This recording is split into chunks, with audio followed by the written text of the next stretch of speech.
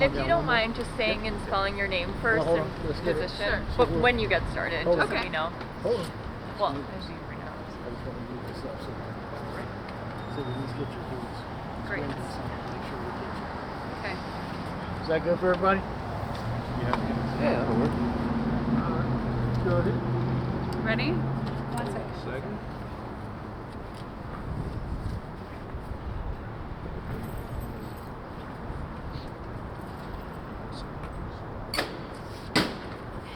Okay. So my name is Sarah Abdelaziz, S-A-R-A-H, last name A-B-D-E-L-A-Z-I-Z. So thank you so much for coming out today. This is a press conference that's being co-hosted by the Atlanta chapter of the NAACP and the Abolitionist Teaching Network.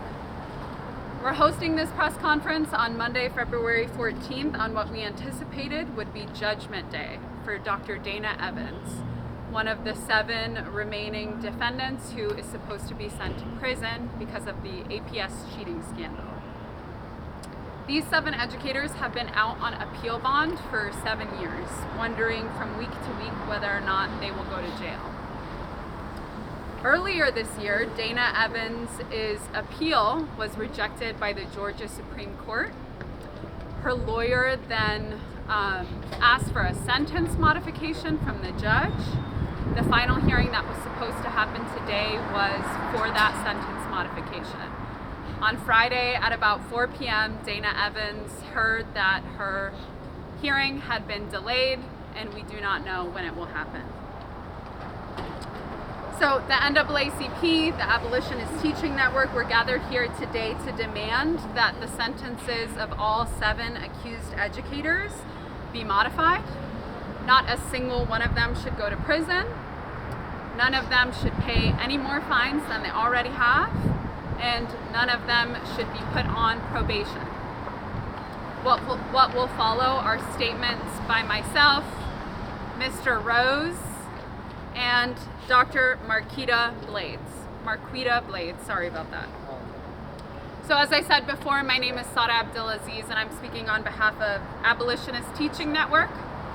For the last couple of months, ATN, or Abolitionist Teaching Network, has been leading a grassroots campaign to end the APS cheating scandal. We believe that there was cheating and that there is a scandal, but we think that it's not the educators who are at fault. The scandal and the cheating happened by the very standardized test system that landed these folks in the longest and most expensive criminal trial in Georgia history. In 2015, 11 black educators were sentenced to prison for the crimes of standardized testing, despite a wide-ranging investigation of nearly 200 schools across Georgia, and despite the fact that about 60% of teachers at that time in Georgia were white.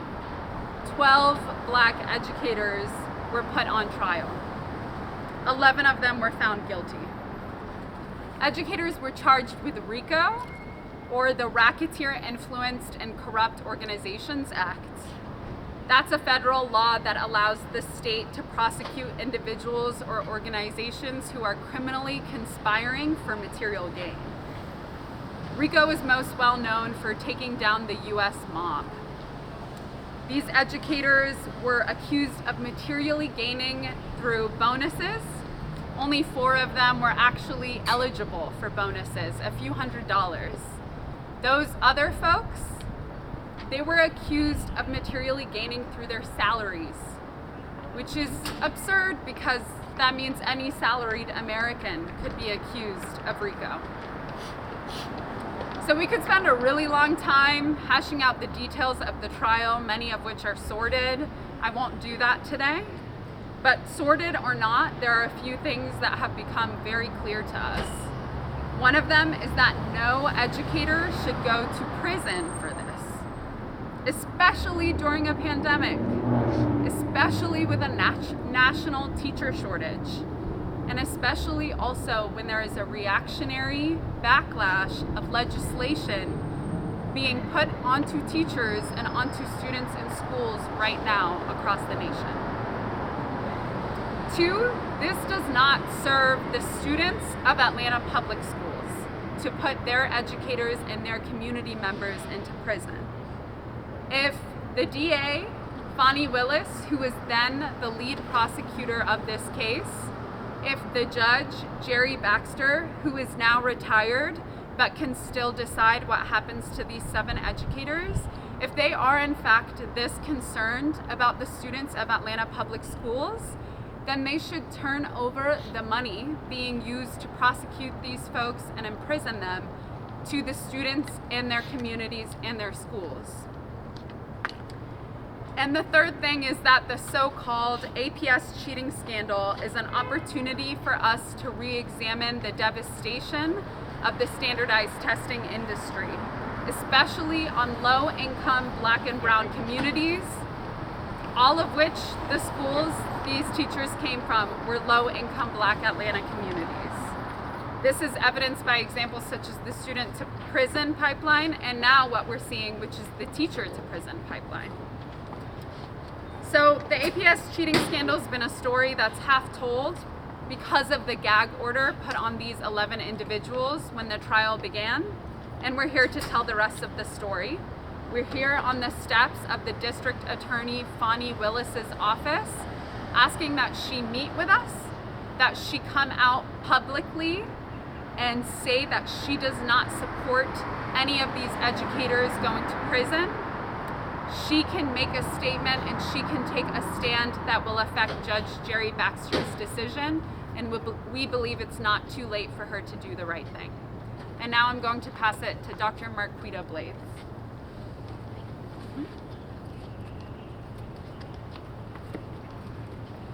Good afternoon. My name is Dr. Marquita Blades, and I have been an educator for 21 years. I spent 16 of those years in public school classrooms around Metro Atlanta. One of those years I spent teaching in Atlanta Public Schools.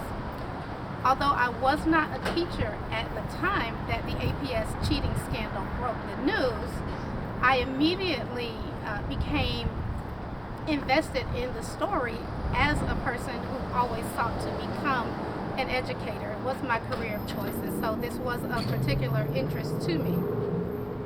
And when I first heard about the cheating scandal, I immediately rushed to judgment, as many people did, and I wondered how and why could teachers participate in something like this. But as the story continued to unfold, that judgment turned into compassion and empathy. Being a person who works within this system, I understand the complexities that take place behind the scenes when it comes to high-stakes testing. And I also know that a lot of decisions are made regarding teachers that do not include the opinions of teachers. If it were up to teachers, a lot of things in education would function differently, starting with standardized testing and how it is used as a basis for measuring not only student growth, but teacher impact. Teachers have always had strong opinions about this, but often those opinions have gone unheard. I'm here today hoping that you will hear this educator. A couple of years ago, I was hosting a podcast where I had the opportunity to interview one of the teachers convicted in the APS cheating scandal. And when I sat down with her, I immediately realized that the person I was interviewing was not a criminal. She was a mother, wife, daughter, friend, an educator. She was my colleague, and I put myself in her shoes. And those were shoes that I can honestly say I would not want to stand in. She asked me to be here today to lend my voice.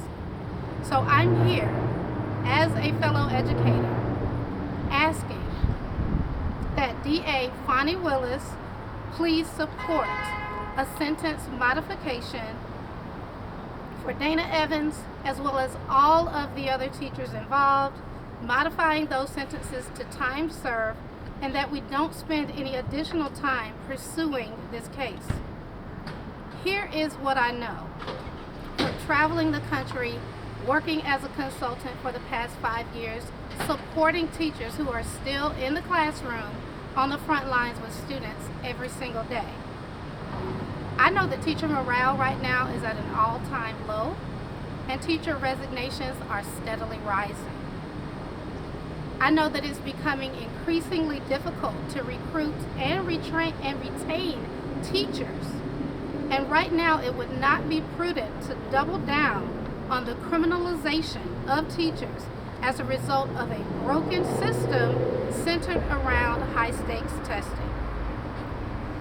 Our profession is facing debates every day regarding virtual versus in-person learning, whether or not students are going to wear masks in the classroom, unreasonable expectations surrounding teachers' daily duties and their pay. We're having a hard time recruiting and retaining substitute teachers and support staff. Our schools and educational professionals, as well as our students, don't need to see teachers being carted off to prison. But what we do need is healing in our education system so that we can move forward with addressing all of the concerns that will lead to both better working conditions for our teachers as well as better learning outcomes for our students. Thank you. Good afternoon. My name is Richard Rose, R-I-C-H-A-R-D, last name Rose, R-O-S-E. I'm president of the Atlanta NAACP. Where we are today is downhill from a system of injustice that permeates our entire society. A system that a board saw fit to compensate the superintendent based on test scores, knowing that sufficient educational resources have not been provided to teachers and principals all over this country, and particularly in Atlanta. Atlanta is a place where the first public high school for blacks was just opened in 1924, just a couple of miles from here. The system continues to victimize people of color. The NAACP was founded in 1909, and one of its mission objectives was equal justice. Even today, February 14, 2022, we have not come to a place where there's equal justice in America. And one of the most horrendous parts of this is because when people of color assume position in these unjust systems, they continue the unjust behavior, the unjust treatment of people of color. At some point, America must face up to where it is. Georgia must face up to who it is. All of these politicians must understand that these systems have continued to punish, continue to disenfranchise and disadvantage its students. There is not sufficient funding in Atlanta public schools, and it has not been that way for decades. We're a few blocks from the Mercedes Dome. They make millions of dollars every year, but they don't pay a single dollar of property taxes that could support Atlanta public schools. I'm here to indict the entire system, and of course, there should be sentence modification. There should not have been a trial, and it just tells us where we are. All over this country, standardized tests, cheating, all over this state, but yet we have just a few people, just a few black teachers in Georgia, in Atlanta, who have borne the brunt of this injustice. Then the Atlanta NAACP stands with NAACP branches across this country to continue to cry out to say, when will we see justice? Injustice anywhere is a threat to justice everywhere. Thank you. Any questions? Yes. So I'm clear. We're asking that the 7 remaining not do jail time just because they're the last 7 remaining. Right. That's my first question. And the second question: what about the kids who were part of this scandal that didn't get a fair education? They weren't getting a fair education to begin with. That's why they created this system to compensate people based on test scores. I mean, it was just a crazy, unfair, misplaced application of funding to begin with. So because it was unfair and it was a scandal, means they don't go to prison? I mean, why? I don't understand why shouldn't they go to prison just because they're the last seven? The other ones went to prison. None of them this. shouldn't have gone to prison. Okay, yeah. None of them shouldn't have gone to prison. Good. Yeah, I agree with Mr. Rose. I mean, so we think that there should be reparative and restorative justice for the 4 people preceding this, Evan, as well. And part of that would be, for instance, to end probation, to end fines, to end mandatory community service. We recognize a wrong has been done to them, but it doesn't make it right for there to be a continued wrong with these 7 other folks. Absolutely. And so with these 7 other folks, yes, we believe that they shouldn't serve prison time. We think that this is ultimately a personnel issue. If you are at a job and you are accused of something, of not doing your job, of cheating, you're fired. You're not usually sent to prison. So we think that this is prosecutorial overreach. We think that this is using state and community resources in the wrong way, and that needs to stop. And as for the students who have been wronged, as Mr. Rose said, they've been wronged for a long time. And standardized testing is one of the reasons that these students have been wronged. And we also are not against resources being sent to the students. Many students have come out, for instance, there was an op-ed written in the AJC just last week from a student, a former student of Dr. Evans, speaking to her character, speaking to how much she helped this student in their schooling. These students deserve justice as well, and that comes in the form of money for their schools. That comes in the form of not continuing to gentrify their communities. All of these schools have basically continued to be gentrified over these past few years. Dobbs, Dunbar, Benteen, etc. That is not by throwing teachers, and let me be clear, these folks are maintaining their innocence and have since day one, but it is not by sending their teachers to prison. That does not help any of these students. Would we be having the same press conference if the teachers were white? No. No, we would not have, because there were no white teachers prosecuted, period. Yeah. Of the 35 educators that were originally, there was 35 educators who had charges brought against them. 34 of them were black, 1 was a person of color. Over 60% of teachers at the time in Georgia were white.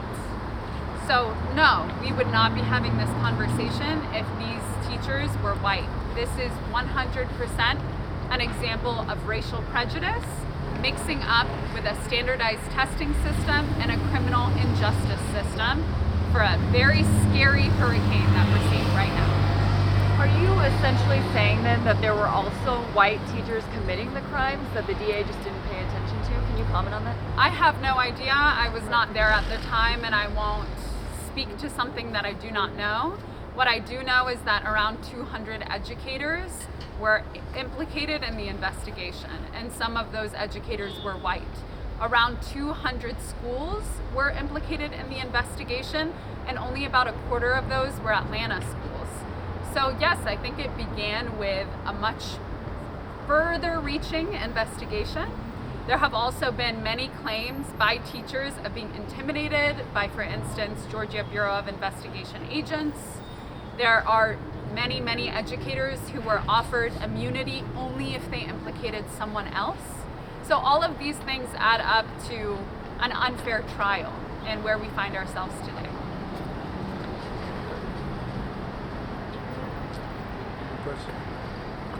Thank you so much. Thank you all. Thank you.